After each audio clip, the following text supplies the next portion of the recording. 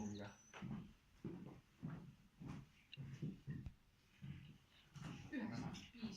Vaata näha, kui edevad on taimed ja millised on nende pulmarüüd.